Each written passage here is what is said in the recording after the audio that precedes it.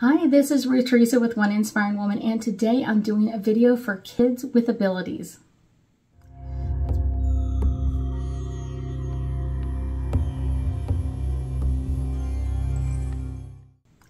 That's right.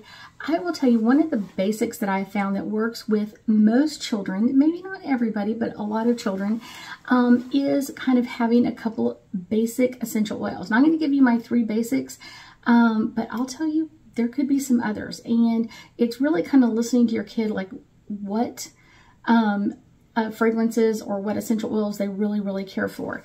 And there's a couple of ways to do that. Sometimes it's just taking them to a store and letting them try a whole bunch of them. They have some testers so they can smell them and kind of like, I really like this, I really don't like that. And that can make life much easier. Now, I will tell you kind of some of my basics of essential oils is you can use them in different ways to kind of help your children along the passage. So kind of one of my basics is lavender. And lavender is not known to be my favorite. People know that if they're around me, it's like not totally my favorite. But lavender is known for like its calming and soothing properties. Now I will tell you what I don't like about lavender is that a lot of people, because it costs money to do it, what they'll end up doing is buying like a cheaper version, but it's not always essential oils from the plant itself. What it is usually a chemical compound that someone made up in a laboratory that smells a lot like it, but it usually has kind of like to me it has like a weird note to it, kind of like, I'm not really liking this one.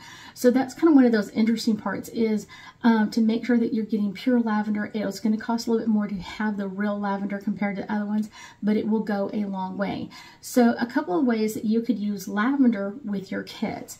Now, one of my favorite ways to do it is to put it in a spray bottle, put 2 or 3 drops in like a 3-ounce container, and you can spray your child's pillow or bed with it, and that can kind of help calm their energy as they start to fall asleep and help them sleep a lot better.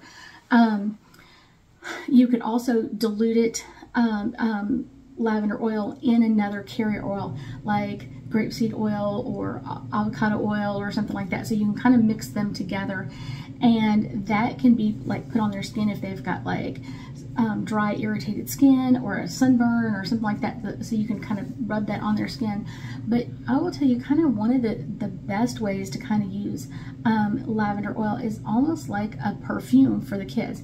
I would put a little bit on their neck, maybe a little bit on their pressure points on their arms, and I think that can give you like the smell is there for a period of time. It's not going to stay forever, but I will tell you that it really is a great way to calm energy down fairly quickly. My second essential oil is rosemary oil. Now, not everybody likes rosemary, I know that one too, but rosemary oil has a lot of really good benefits to it. Now, especially if you have kids that are in school, any age school, from kindergarten all the way through college, rosemary oil is going to really kind of help you focus in. It's going to help your brain focus itself.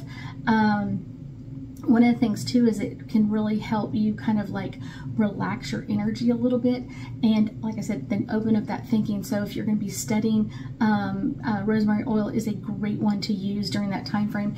And a lot of times I have found using it with kids that have ADHD, it can help calm them and help them focus on one thing at a time, so that can be a great benefit to it. I will tell you, rosemary oil is not that easy to come by, but you can grow rosemary. So a lot of times what you can do is just go out and cut a couple of sprigs, take the leaves off the little branch or whatever it is, and kind of you can chop those up. One of the ways I really like to do them, if I'm going to send it with my kids to school, what I would do is make like a little sachet kind of thing, like literally just a little folded piece of fabric. You can kind of sew like a teeny tiny pillow kind of thing, like just teeny tiny. Put some rosemary leaves that are just full, put them in there. And you want to do quite a few of them, maybe 20 or so in there, and then just kind of stitch up the end. When your child is going to have a test or something like that, or needs to really focus at school, they can pull it out and kind of just smell it a little bit. You can crush it in your hand and kind of vaporize it a little bit and kind of like calm their energy and get them ready for what's about to happen, and kind of that sort of thing. Now, if you're at home, you could kind of dice it up and put it into a pot of boiling water, and that will kind of infuse the whole house and kind of focus everybody in on what's going on. I've done that several times that I'm home and I kind of feel like all over the place. I can throw some rosemary in there and kind of just let it boil for 10 or 15 minutes and then turn it off, and I can smell it all over the house. And to me, it has like a light flavor scent that way. So it's a really great one to kind of focus your energy in what's coming on. The next oil, kind of like my third favorite one, is rose oil. Rose oil can be a little bit more expensive, so if you can't find rose oil, you can use rose water. Kind of almost the same thing, but it's kind of like roses that are stuck in the water for a long period of time, so it kind of infuses that water. So that could be something as well as that. Rose can be something that can really calm us down, lift us up, and it has like a very sweet, powerful aroma to it. Inhaling rose oil can help kind of ease physical pain. It can kind of lift up your child's mood and kind of make them feel a little bit better if they've kind of been like out of sorts. It can also kind of calm down your child if they've been really stressed or very anxious a lot. And one of the things is you could also do the same thing as I did with lavender oil, put a couple of drops of rose oil in a little sprayer with some water and kind of like spray it on your kid's bed to kind of relax them at night to help them get a better night's sleep. And rose oil, like I said, can be a little expensive, but I would guarantee you only use a few drops at a time, so it's not like something you're going to be using constantly all the time, that sort of thing. You're going to be using a few drops at a time. You could always do any of these oils in a diffuser if you have one. I always tell people, like, start it in advance, like 20 or 30 minutes before your child is going to sleep, or if you're going to spray their bed down, do it 20 minutes before they're going to sleep, so it's not as strong, but it's still kind of like this light wafting energy of just, it's time to calm down and relax. Essential oils, you can kind of pick them up anywhere, but like I said, be cautious of where they've been made or where they've been manufactured, and do some research into the company. I do like certain companies better than others, just because it's the true oil and not a synthetic part of the oil. So let's do a couple of angel cards and get us a little bit more insight into our kids with abilities and the best essential oils for them. So the first one I'm getting is kind of divine timing. You're seeing in this in the right time to kind of bring this forward to your child. These are a great time to put these into play. Like I said, take your child to the store if you have one close to you that has a lot of testers, and let them smell them and see if they like that. And so you might find some others that they really, really enjoy more than these three, but these three are kind of like my basics. I would always have those in there somewhere.